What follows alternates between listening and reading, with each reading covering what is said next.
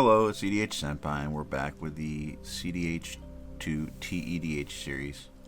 We're going to do positioning today, which will lead right into mulliganing aggressively. So when you sit down at a table, and everybody puts out their commanders, you get to look at them and like kind of decipher what's going to try to happen.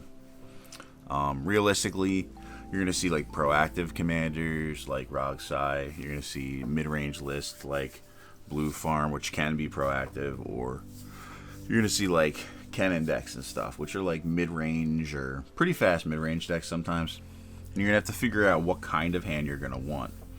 And then the other option is also where you are. So if you're in like seat 1, you can keep a pretty good hand with some engines, some interaction, or just trying to jam a win if you're trying to be proactive. Where if you're in C2, you can honestly do the same thing almost between 1 and 2. C2 just offers a chance of having a gemstone active pre-game. C3 gets a little more diabolical because you have to be conscientious of seat 1 and 2 being super aggressive. Your fish is less likely to be useful because less people are going to be able to cast into it. And you're going to have to keep it around longer turns, which means that if you're not positive on mana in the first turn, you're going to be basically tapping out to just keep a fish, which means the only interaction you'll have is free. And then seat 4 is statistically the worst. All of your draw engines are pretty much not great. If you can get a Ristic turn 1, you're doing fantastic, but besides that, like, you're tapped out for the fish the entire time. Everything you do is always going to be behind everybody else. So you just have to be like conscientious. Keeping interaction at 4 seat just feels horrible because it feels like you're trying to please the table that you can't even win.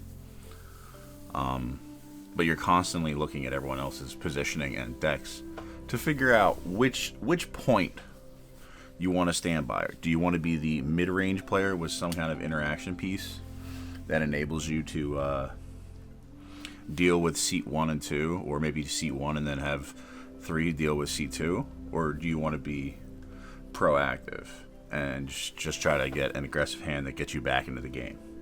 I.e. rocks, creatures, maybe a draw engine, maybe a wheel.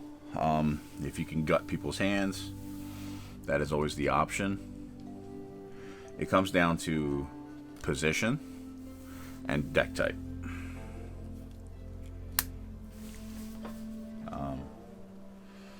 I think the next video I'm going to do is about mulliganing and like what to mulligan for specifically in each seat.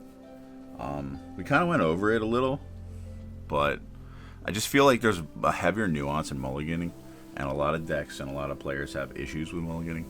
It's probably one of the most important things to do in a cEDH game because honestly, your entire game in cEDH and tEDH is dependent on your opening hand and if you can do anything, and if the deck actually progresses to the position you want it to be in the next 3 turns.